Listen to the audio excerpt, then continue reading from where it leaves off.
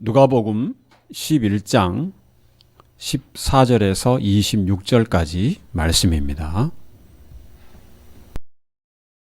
예수께서 한 벙어리 귀신을 쫓아내시니 귀신이 나가매 벙어리가 말하는지라. 무리들이 기이히 여겼으나 그 중에 더러는 말하기를 저가 귀신의 왕 바알세불을 힘입어 귀신을 쫓아낸다 하고, 또 더러는 예수를 시험하여 하늘로서 오는 표적을 구하니 예수께서 저희 생각을 아시고 이르시되 스스로 분쟁하는 나라마다 황폐하여지며 스스로 분쟁하는 집은 무너지느니라. 너희 말이 내가 바알세불을 힘입어 귀신을 쫓아냈나 하니, 만일 사단이 스스로 분쟁하면 저희 나라가 어떻게 서겠느냐. 내가 바알세불을 힘입어 귀신을 쫓아내면 너희 아들들은 누구를 힘입어 쫓아내느냐. 그러므로 저희가 너희 재판관이 되리라. 그러나 내가 만일 하나님의 손을 힘입어 귀신을 쫓아내는 것이면 하나님의 나라가 이미 너희에게 임하였느니라. 강한 자가 무장을 하고 자기 집을 지킬 때에는 그 소유가 안전하되, 더 강한 자가 와서 저를 이길 때에는 저의 믿던 무장을 빼앗고 저의 재물을 나누느니라. 나와 함께 아니하는 자는 나를 반대하는 자요, 나와 함께 모으지 아니하는 자는 해치는 자니라. 더러운 귀신이 사람에게서 나갔을 때에 물 없는 곳으로 다니며 쉬기를 구하되 얻지 못하고 이에 가로되 내가 나온 내 집으로 돌아가리라 하고, 와보니 그 집이 소재되고 수리되었거늘 이에 가서 저보다 더 악한 귀신 7을 데리고 들어가서 거하니 그 사람의 나중 형편이 전보다 더 심하게 되느니라. 아멘. 기도하겠습니다.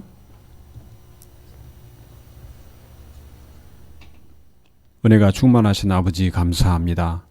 오늘도 저희가 하나님의 말씀을 듣기를 원합니다. 하나님의 말씀을 듣고 이 말씀이 우리 마음 가운데 온전히 새겨져서 올 한 해 살아갈 귀한 생명의 양식이 되게 하여 주옵소서. 하나님 아버지, 우리의 영적인 눈과 귀가 열리게 해주시고 하나님의 말씀을 잘 깨달아 마음의 귀한 풍성한 열매가 맺히게 하여 주시옵소서. 하나님 아버지, 오늘도 성령께서 충만히 역사하셔서 듣는 자나 전하는 자에게 충만히 역사하사 은혜의 시간 되게 하여 주옵소서. 이 말씀이 얼마나 귀하고 꿀같이 단지를 깨닫는 은혜를 허락하여 주셔서 이 말씀에 우리가 아멘으로 화답하는 시간 되게 하여 주옵소서. 예수 그리스도 이름으로 기도하옵나이다. 아멘. 오늘 새해 첫 주일입니다. 하나님께 영광과 감사를 드립니다. 그리고 여러분 모두에게 하나님의 이 크신 은혜와 평강이 올 한 해 충만히 임하기를 바랍니다. 여러분은 어떤 마음으로 올 한 해를 맞이하셨는지 모르겠습니다. 나름대로 다 계획이 있을 수도 있고요. 또 형편마다 또 마음 갖고 여러 가지 각오를 가지고 한 해를 맞이했을 줄 압니다. 올 한 해 큰 시험에 있는 수험생들은 정말 비장하는 각오를 가지고 마음을 다잡고 한 해를 맞이했을 수 있습니다. 또 여러 사업하시는 분들이나 그런 분들은 경제가 어렵다 보니까 더욱더 걱정스러운 마음에 올 한 해를 맞이했을 수도 있습니다. 또 나이 드신 분들은 올 한 해를 맞이해서 또 다시 세월의 무상함, 작년 한 해도 너무 빨리 흘러갔다 하는 생각을 하면서 그런 무상함을 느끼게 되었을 수 있습니다. 또 어떤 분은 올 한 해를 맞이하지 못하고 작년으로 생을 마감하신 분들은 올 한 해를 맞이하지 못했을 텐데 하나님이 새롭게 주신 한 해를 또한 감사하는 마음으로 맞이했을 것입니다. 우리 믿는 성도에게는 주님이 오실 날이 더 가까이 오고 있다 하는 것을 우리에게 의미할 것입니다. 그리고 또 한 가지는 하나님께서 우리의 많이 부족하고 연약함에도 불구하고 새롭게 또 한 해를 시작할 수 있는 기회를 주신 것을 더욱 감사해야 될 것입니다. 우리가 주님이 오실 날이 가까이 올수록 더욱더 하나님의 말씀을 분명하게 붙잡고 깨어 있어야 할 것입니다. 특히 오늘 본문의 말씀이 우리로 하여금 그렇게 정신을 차리게 해주는 깨어있게 하는 말씀입니다. 예수님께서 귀신을 쫓아내신 이 사건은 능력을 향하신 다른 사건과 다름이 없는데 이와 관련된 예수님과 사람들과의 대화는 예사롭지가 않습니다. 오늘 본문이 주시는 말씀의 교훈은 크게 세 가지로 나누어 볼 수 있습니다. 첫째는 예수님께서 귀신을 쫓아내신 사건이 갖는 의미입니다. 예수님께서 벙어리 귀신을 쫓아내셨다고 말씀하셨습니다. 이것은 말 못하는 귀신이 들렸다는 뜻이 아니고 귀신이 그 사람으로 하여금 말을 하지 못하게 했다는 것입니다. 오늘 본문의 사건과 같은 사건을 다룬 이 마태복음 6장 22절에 보면 말을 못할 뿐 아니라 눈도 멀게 했다고 했습니다. 귀신이 그 사람을 지배하여 억압한 것입니다. 그래서 귀신이 쫓겨나자 바로 말을 하였고 또 눈을 보게 되었다. 이렇게 말을 하고 있습니다. 귀신이 사람의 신체적인 여러 가지 능력이나 그것도 다 제어할 수 있는 것을 알 수 있습니다. 이것을 보고 사람들이 놀랐습니다. 마태복음 6장 23절에 보면 무리가 다 놀라 가로되 이는 다윗의 자손이 아니냐 하니 즉 메시아가 아닌가 하고 생각한 것입니다. 다윗의 자손은 메시아를 의미하고 있습니다. 그런데 또 어떤 사람은 귀신의 왕 바알세불을 힘입어서 귀신을 쫓아낸다 이렇게 말을 하기도 했습니다. 이 마태복음 6장에 의하면 이 사람들을 가리켜 바리새인들이라 이렇게 기록하고 있는 것을 알 수 있습니다. 이들은 예수님이 귀신을 쫓아낸 것 그 자체는 부인할 수 없는 사실임을 인정합니다. 그런데 예수님의 능력은 깎아내리려고 하는 것입니다. 자신의 능력이 아니고 귀신의 왕을 힘입어서 쫓아낸 것이다. 귀신을 쫓아냈다면 그 귀신보다 더 분명히 강력한 힘을 갖고 있다는 것인데 그것은 딱 두 가지 근원밖에 없습니다. 하나님으로부터 온 그 신적인 권위를 갖는 것으로 볼 수 있는 것 한 가지하고 그것을 인정하지 않고 사단의 권세로 몰아가는 것입니다. 귀신의 왕을 힘입었다는 것은 사단의 권세를 힘입어서 귀신을 쫓아냈다. 이렇게 몰아가려는 것입니다. 아주 악의적인 의도의 말입니다. 그래서 오늘 본문 말씀 16절 말씀을 보면 하늘로서 오는 표적을 보여달라고 시험하는 자들도 있었습니다. 그러니까 분명히 예수님께서 귀신을 쫓아낸 사건은 그곳에 모인 사람들을 놀라게 했습니다. 말 못하는 사람이 귀신이 들렸다는 것도 사람들은 알고 있었습니다. 그만큼 그 증상이 그에게 특별했던 것입니다. 그런데 이 귀신을 쫓아내는 사건은 영적인 것입니다. 영적인 능력의 근원이 하나님과 사단인데 중간이 없습니다. 사람들이 메시아가 아닌가 생각할 때 그것이 만약 사실이라면 예수님 앞에 당연히 그에 합당한 예의를 갖추고 예수님을 높이는 것이 합당한 일입니다. 그런데 바리새인들은 일부의 사람들은 그렇게 하기가 싫었던 것입니다. 인정하기 싫었습니다. 그래서 그 반대로 귀신의 왕의 능력, 사실상 사단의 권세에 의한 것이라고 그들은 주장한 것입니다. 이 주장은 아주 억지스러운 것입니다. 예수님께서는 그 주장에 잘못된 모순을 철저하게 지적하십니다. 17절에서 18절 말씀을 보면 예수께서 저희 생각을 아시고 이르시되 스스로 분쟁하는 나라마다 황폐하여지며 스스로 분쟁하는 집은 무너지느니라. 너희 말이 내가 바알세불을 힘입어 귀신을 쫓아낸다 하니 만일 사단이 스스로 분쟁하면 저희 나라가 어떻게 서겠느냐. 사단이 귀신을 쫓아내는 것은 스스로 멸망을 자초하는 분쟁이다. 이 예수님의 말씀은 너무나 합당한 말씀입니다. 오늘 이 말씀이 주는 의미는 아주 중요합니다. 우리가 반드시 생각할 문제가 하나 있습니다. 우리가 소위 귀신을 쫓아낸다는 무당의 굿이 과연 정말로 귀신을 쫓아낸 것인가 하는 것입니다. 의사에게 가도 신체적으로는 원인을 알 수 없다. 그런데 계속 아프고 시름시름 앓는다 하는 사람일 그런 자녀가 있는 것을 보고 부모가 무당에 가서 굿을 요청합니다. 귀신을 쫓아내는 굿을 요청합니다. 이런 일들은 우리나라뿐만 아니라 각종 세계 여러 예전에 그 어떤 부족의 전통에 보면 그런 일들이 너무 많습니다. 아픈 것을 귀신이 역사했다. 그래서 귀신을 쫓아내는 일들은 예전에도 많이 있었습니다. 그래서 집에 있는 또는 사람에게 붙은 잡기를 쫓아내기 위해서 칼춤을 추기도 하고 여러 의식을 합니다. 우리 민족이 우리나라의 미신 중에도 악귀를 쫓아내기 위해서 소금이나 팥을 뿌리는 그런 행위도 있었습니다. 이런 행동들은 사실은 사람들을 미혹하는 것입니다. 그런 귀신들의 존재를 인정하게 만들고 또 그것을 두려워하게 만듭니다. 그래서 귀신을 쫓아내는 능력을 가진 사람이나 그런 어떤 물건들을 더 의지하게 만드는 것입니다. 그런데 오늘 주님의 말씀에 따라서 보면 이 모든 것들은 영적인 관점에서는 사실상 한통속입니다. 비유로 말하면 왼쪽 주머니에서 오른쪽 주머니로 옮긴 거와 똑같습니다. 그저 사람들에게 보이는 그 현상으로 인해서 사람들의 마음을 훔치는 것입니다.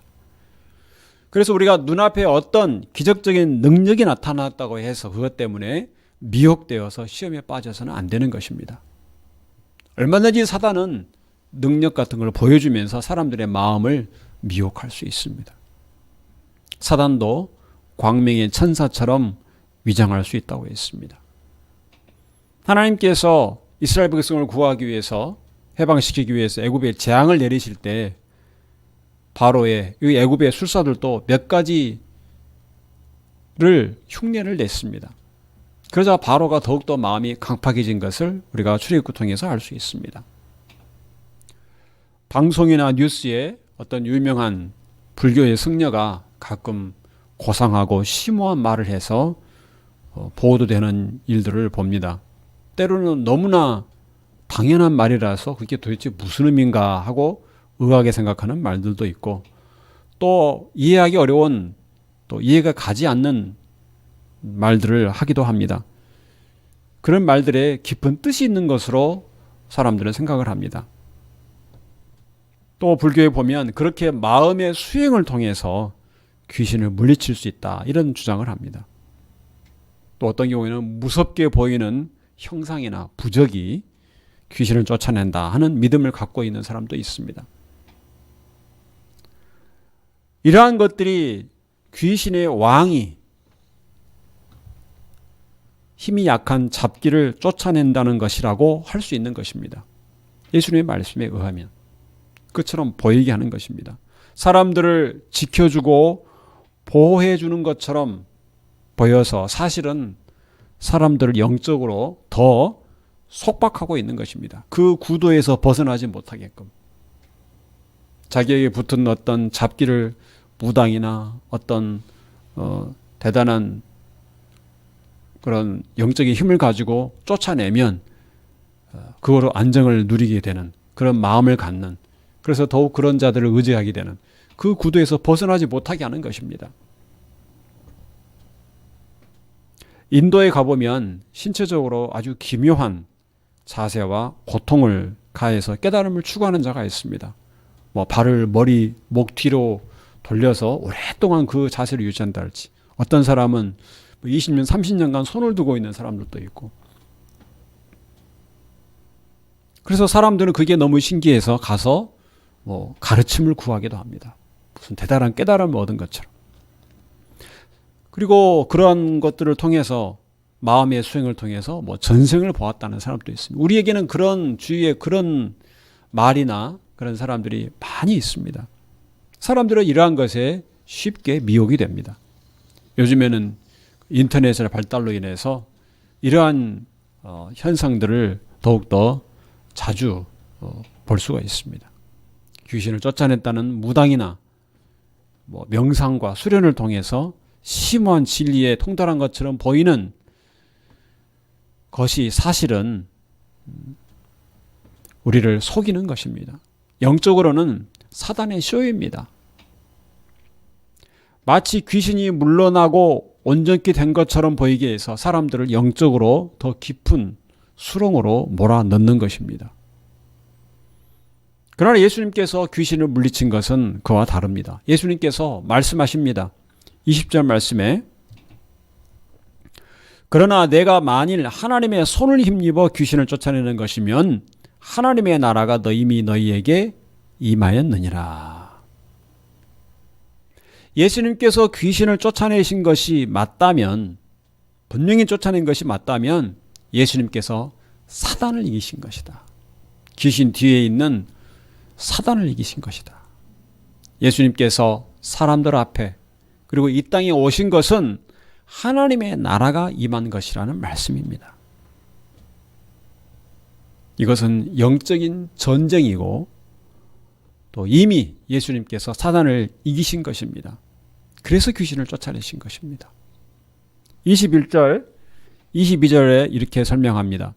강한 자가 무장을 하고 자기 집을 지킬 때에는 그 소유가 안전하되 더 강한 자가 와서 저들을 이길 때에는 저희 믿던 무장을 빼앗고 저의 재물을 나누느니라. 여기서 강한 자가 사단이라고 할 때 집은 사단의 지배를 받는 세상을 가리킨다고 볼 수 있습니다. 그래서 사단이 강하게 지키고 있을 때 쉽게 빼앗을 수 없습니다. 그런데 더 강한 자, 즉 예수님께서 오셔서 그 강한 자를 이기고 귀신을 쫓아내시고 이기신 것입니다. 하나님 나라가 임하였다는 것은 하나님의 다스림과 하나님의 통치가 이루어진 것입니다. 그 귀신 들린 사람에게 하나님의 통치가 이루어진 것입니다. 그래서 귀신이 물러간 것입니다. 예수님이 병자를 고치고 귀신을 물리친 이 사건들은 모두가 다 하나님의 나라가 임한 사건입니다. 예수님께서 하나님이 보내신 메시아로 이 세상에 오신 것을 증거해 주는 것입니다.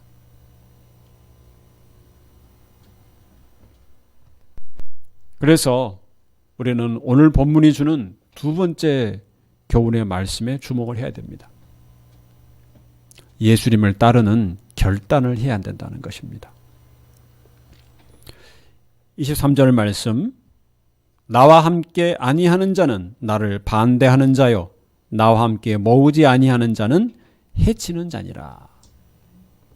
여기서 모으는 것 그리고 모아진 것을 계속 흐트러뜨리는, 해치는 것은 반대되는 것입니다.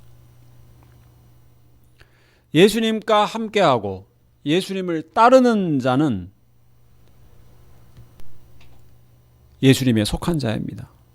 그러나 그렇게 하지 않는 자는, 예수님과 함께하지 않는 자는 예수님을 반대하는 자인 것입니다. 예수님께서 오신 사건은 영적으로 엄청난 사건입니다. 사단의 지배 아래에 있던 이 세상이 마치 땅이 흔들리면서 지진이 일어난 것과 같은 큰 사건입니다. 그 결과 예수님의 명령에 귀신이 물러간 것입니다. 이 사단과의 영적인 전쟁에서 우리는 어느 한편에 서야 되는 것입니다. 중간이 없습니다. 과거에 미국과 소련이 냉전 시대를 이룬 적이 있습니다. 미국 중심 진영, 또 소련 중심 이런 공산 진영. 그런데 그 시대에 중립을 지킨다는 나라가 있었습니다. 예를 들면 스위스와 같은 나라입니다. 그런데 그렇게 중립을 지키려면 외교적으로나 또 경제적으로 어느 정도 힘이 있어야 됩니다. 아무 힘도 없이 중간을 지키는 것은 어렵습니다. 또 그와 같이 스위스가 중립국이 가능했던 것은 미국을 중심으로 한 또는 소련을 중심으로 한 나라들의 여러 가지 복합적인 계산이 있어서 필요에 의해서 묵인을 했기 때문입니다. 극단적인 대립이 있는 가운데 어느 정도 대화를 하려면 중립지대를 남겨두어야 된다는 그런 문제를 해결할 수단이 필요했기 때문에 허락된 것입니다. 그런데 영적인 것은 다릅니다. 타협이 없습니다. 어떤 사람도 스스로 자기의 능력으로 하나님에 맞설 수 없고 자기 스스로 힘으로 사단에 맞설 수 없습니다. 어떤 중립적인 것도 가능하지도 않고 필요하지도 않습니다. 영적 전쟁에서 중간지대는 없습니다. 없습니다. 그래서 오늘 23절 말씀, 이 말씀은 예수님이 이 땅에 오신 사건의 아주 급박한 상황을 의미합니다. 이미 벌어진 사건입니다. 예수님이 이 땅에 오셨습니다. 하나님의 나라가 임했습니다. 이미 전쟁이 벌어지고 있습니다.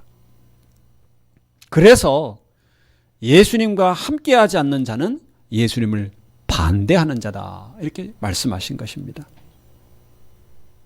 아무 결단도 하지 않고 미적거리는 것은 허용되지 않습니다. 허용되지 않습니다. 예수님은 주님을 따르는 삶의 원리에 대해서 말씀하셨습니다. 누가복음 9장 23절 말씀. 또 무리에게 이르시되 아무든지 나를 따라오려거든 자기를 부인하고 날마다 제 십자가를 지고 나를 좇을 것이니라. 주님을 따른다는 것이 어떤 각오를 가지고 해야 되는지에 대해서 말씀하신 것입니다. 그래서 그 원리를 설명하기 위해서 때로는 나를 따라오려거든 이라는 말씀을 하신 것입니다. 그런데 오늘 말씀에 비추어 보면 이제 십자가의 삶이 선택의 문제가 아니고 둘 중에 결단해야 되는 상황이 된 것을 말씀해 주고 있습니다.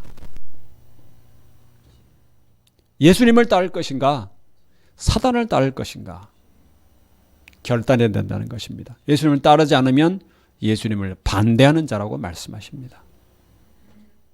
더 이상 강 건너 불구경하는 식으로 신앙생활하면 안 된다는 것입니다. 안 됩니다. 예수님의 말씀입니다.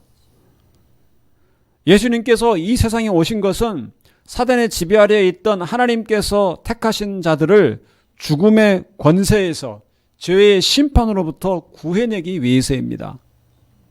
사단과의 큰 전쟁을 선포하신 것입니다. 그래서 예수 믿는다는 것은 사단의 지배 아래에 있던 자가 하나님께 나오는 것입니다. 사단의 지배 아래에 있던 마귀의 자식들이 하나님의 자녀가 되는 것입니다. 그러니 얼마나 전쟁이 치열하겠습니까? 우리는 결단해야 됩니다. 예수님을 따를 것인가? 사단의 지배 아래 계속 머물 것인가? 이 상황에서 예수님을 믿는다는 것은 곧 예수님을 따른다는 결단입니다. 우리 예수 그리스도를 주로 영접하는 것은 예수님을 따르겠다는 결단입니다. 그러지 않고는 사단의 지배에서 벗어날 수가 없습니다. 그리고 그 결단은 자기를 부인하고 날마다 자기 십자가를 지고 따르는 결단을 의미합니다. 나를 따라오려거든 자기를 부인하고 날마다 제 십자가를 지고 따라야 된다고 말씀하셨습니다. 그 결단을 하는 것이 곧 예수님을 주로 영접하는 것입니다. 자기 십자가를 지고 예수님의 고난에 동참하는 자만이 죽음의 권세를 이기는 부활의 능력을 경험할 수 있습니다. 예수님과 함께 십자가에 못 박힌 자가 예수님과 함께 부활하는 것입니다. 이 십자가를 지는 삶은 내가 죽고 그리스도께서 내 안에 사는 것을 의미하고 있습니다. 중간이 없습니다. 예수 믿는 삶이 곧 십자가의 고난과 부활 생명을 누리는 삶이라는 것을 모르는 성도들이 너무나 많습니다. 예수 믿는 건 좋은데 십자가를 지는 이 고달프고 힘든 삶은 싫다. 이런 사람들이 있습니다. 그냥 교회만 왔다 갔다 합니다. 예배 드리는 것, 그것으로 또 교회에 봉사하는 것, 그것만으로 신앙생활이 충분하다고 생각합니다. 그저 아무 문제 없이, 아무 어려움 없이 평안하기만을 바랍니다. 모든 일이 잘 풀리기만을 바랍니다. 그래서 고난을 이기도록 기도하는 것이 아니라 고난이 없도록 기도합니다. 십자가의 삶을 살기를 원하지 않는 것입니다.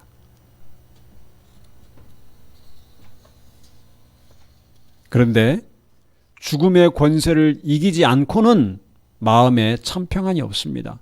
이 죽음의 권세는 우리에게 살면서 여러 가지 어려움과 문제와 고난과 이러한 모습으로 우리에게 찾아옵니다. 그것을 이기는 것을 훈련하고 경험해야 하는 것입니다. 그러니 고난이 없도록 하면 이 죽음의 권세를 이기는 것이 전혀 훈련이 되지 않는 것입니다. 누릴 수가 없는 것입니다. 사단은 늘 우리의 마음을 흔듭니다. 때로는 겁을 줍니다. 경제적인 어려움, 건강 문제, 또 인간관계의 갈등, 근심과 걱정을 하게 만듭니다. 또 때로는 우리를 세상의 즐거움과 쾌락으로 인도합니다. 욕심을 따라가도록 충동질합니다. 우리는 그때마다, 사단이 우리를 흔들 때마다 예수님을 따르는 결단을 해야 됩니다. 이미 결단을 했지만, 마음의 영접을 했지만, 그럼에도 불구하고 그 흔드는 순간에 다시 한번 주님을 따르기로 결단하는 것입니다. 이렇게 분명하게 마음의 결단이 없으면 우리는 늘 파도에 흔들리는 조각배처럼, 바람에 밀려서 요동하는 그 물결처럼 계속 흔들릴 것입니다. 세상을 따라가는 것도 아니고 주님을 따르는 것도 아니고 그저 어정쩡한 이 자세는 주님께 인정받지 못합니다. 오늘 주님께서 우리에게 말씀하십니다. 나를 따르지 않는 자는 나를 반대하는 자다. 나를 따라 십자가를 지고 자기 십자가를 지고 따르지 않는 자는 나를 반대하는 자다. 명확하게 말씀하시는 것입니다. 이미 하나님의 나라와 사단의 나라가 전쟁 중입니다. 자기 십자가를 지고 자기를 부인하고 주님을 따르는 삶은 원하는 사람만 선택하는 것이 아니고 예수님을 반대하지 않는다면 반드시 가야 되는 길입니다. 반드시. 예외가 없습니다. 어떤 성도도 여기에서 예외가 없습니다. 예수님을 따르는 자라면 자기를 부인하고 자기 십자가를 지고 나를 쫓아오라고 주께서 분명하게 말씀하셨습니다. 그러니 예수님을 따르기 원치 않는 자라면 그건 예수님을 반대하는 자라는 오늘 말씀입니다. 예수님께서 우리에게 말씀하십니다. 너희는 먼저 하나님의 나라와 하나님의 의를 구하라. 예수님을 따르고자 하는 자들에게 말씀하신 것입니다. 먹을 것, 입을 것에 대한 걱정 때문에 하나님의 나라와 하나님의 뜻을 먼저 구하는 삶이 없다면 주님을 따르고 있지 않는 것입니다. 하나님께서 여러분에게 올 한 해를 주셨습니다. 또 그리고 오늘 하루를 주셨습니다. 오늘 주신 이 하루 24시간은 하나님 나라를 위해서 살도록 주신 것입니다. 여러분의 생각과 여러분의 마음과 여러분의 몸과 시간과 물질과 모든 것을 하나님의 나라를 위해 살도록 하나님께서 여러분 각자에게 주신 것입니다. 그 중에 한 시간이 지금 예배드리는 시간입니다. 먹을 것보다 중요한 것이 하나님께서 주신 사명입니다. 하나님 나라를 위한 사명. 그래서 여러분이 자신만을 위해서 시간과 돈을 사용하면서 예수님을 따르고 있다 이렇게 말할 수 없습니다. 하나님께서 여러분에게, 저와 여러분에게 새해 첫 말씀으로 예수님을 따르는 삶을 요구하고 계십니다. 올 한해 어떻게 살 것인가? 예수님을 따르는 삶을 살라고 말씀하십니다. 여러분, 예수님을 따르시겠습니까? 예수님을 반대하시겠습니까? 답을 해야 됩니다. 좀 더 생각하고 결단을 미루며 살아온 분이 있으면 이제 그만해야 되는 것입니다. 예수님 따르는 삶이 무엇인지 여러 차례 예수님께서 말씀하셨습니다. 어떻게 사는 것이 예수님 따르는 삶인지 이제는 결단해야 됩니다. 이 결단을 그리고 매일 확인해야 됩니다. 마음의 불안과 걱정과 또 어려움이 찾아올 때마다 예수님을 따르는 결단이 내게 있는가 확인해야 됩니다. 내 안에 욕심이 고개를 들 때, 편안하고 긴장이 풀어질 때, 그때마다 우리 내 마음에 예수님을 따르는 결단이 있는가 확인해야 됩니다. 나를 죄악으로 끌어가는 그 무엇이 나를 계속 힘들게 할 때 나는 예수님을 따르는 결단이 내 마음에 있는가 확인해야 됩니다. 어쩔 수 없다고 말씀하지 마십시오. 우리가 예수님께 우리의 삶을 맡기고 예수를 믿으면, 예수님을 주님으로 고백하면 우리는 예수님을 따르는 삶을 살아야 됩니다. 욕심을 따라 가지 않기 위해서는 주님을 따르고 성령을 따라 행해야 됩니다. 그렇게 할 때 나의 욕심을 이루지 않게 됩니다. 어쩔 수 없다고 말하는 사람들은 전부 다 핑계하는 사람들입니다. 비겁한 사람들입니다. 내가 해야 될 것을 미루고 나는 못한다고 스스로 속이는 것입니다. 주님을 따르는 결단을 해야 됩니다. 그렇다면 삶이 바뀌고 말이 바뀌고 행동이 바뀌고 삶이 바뀌어야 됩니다. 자기를 부인하고 십자가를 지는 삶을 잊지 말아야 할 것입니다. 그리고 결단하지 못하는 자들을 향해서 오늘 주님께서 경고하십니다. 경고하십니다. 오늘 본문에서 주는 세 번째 교훈은 주님을 따르지 않으면 신앙적으로 더 나빠지게 된다는 것입니다. 그냥 머물러 있지 않다는 것입니다. 신앙은 성장하거나 퇴보하거나 그렇습니다. 오늘 경고의 말씀 24절에서 26절 말씀을 보겠습니다. 더러운 귀신이 사람에게서 나갔을 때에 물 없는 곳으로 다니며 쉬기를 구하되 얻지 못하고 이에 가로되 내가 나온 내 집으로 돌아가리라 하고 와 보니 그 집이 소재되고 수리되었거늘 이에 가서 저보다 더 악한 귀신 7을 데리고 들어가서 거하니 그 사람의 나중 형편이 전보다 더 심하게 되느니라.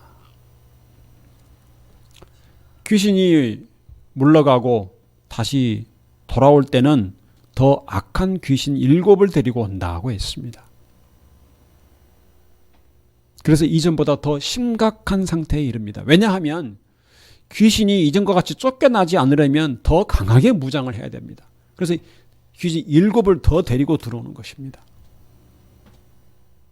우리가 하나님의 은혜를 입고 참 신앙적으로 기쁨과 감사가 있을 때가 있습니다. 그런데 그 후에 주님을 따르는 삶을 살지 않으면, 그 결단이 없으면 어떻게 되겠습니까? 욕심을 따라 살게 됩니다. 자기 스스로의 생각과 자기의 판단과 방법, 의지에 따라서 사는 것, 그것이 곧 자기 안에 있는 욕심을 따라 사는 것입니다. 그러면 사단은 더 강하게 그 사람을 죄에게 빠지게 합니다. 이전보다 더 쫓겨나지 않기 위해서 더 강하게 그 사람을 붙듭니다. 죄에 대해서 이전보다 더 무감각하게 됩니다. 웬만한 것 가지고는 이제 마음도 쉽게 은혜 받지 못하고 흔들리지 않습니다. 더 죄에 대해서 견고하게 죄가 그 마음에 자리 잡습니다. 성도의 삶은 하나님 나라와 사단의 나라가 전쟁 중인 상황이 있다고 했습니다. 사단은 자신을 압박하고 조여오는 이 하나님 나라에 대해서 더 극렬하게 저항을 할 것입니다. 마태복음 24장 24절 말씀을 보면 거짓 그리스도들과 거짓 선지자들이 일어나 큰 표적과 기사를 보이어 할 수만 있으면 택하신 자들도 미혹하게 하리라.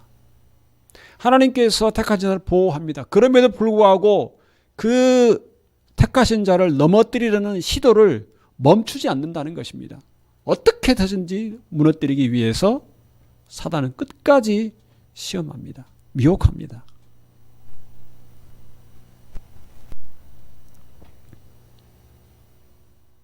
그러니 다시 죄에 빠진 자가 회복하기가 쉽지 않은 것입니다. 사단은 하나님의 영광을 가장 가까이에서 보았던 자입니다. 하나님의 영광을 알기 때문에 하나님처럼 되려고 하나님을 대적하다가 타락한 자입니다. 마찬가지로 하나님의 은혜와 말씀을 아는 자가 죄에 빠질 때는 더 무섭게 타락하여 나빠지게 됩니다. 이것에 대해서 히브리서 6장에서 경고합니다. 히브리서 6장 5절에서 6절 말씀에 하나님의 선한 말씀과 내세의 능력을 맛보고 타락한 자들은 다시 새롭게 하여 회개케 할 수 없나니 이는 자기가 하나님의 아들을 다시 십자가에 못 박아 현저히 욕을 보임이라.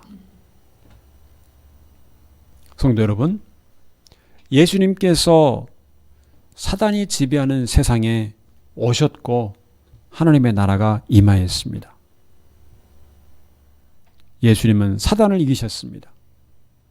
주님을 따르지 않는 자는 사단을 따르는 자입니다. 이제 예수를 믿고 하나님의 말씀을 깨닫고 은혜를 경험한 성도는 주님을 따르는 결단을 미룰 수가 없는 것입니다.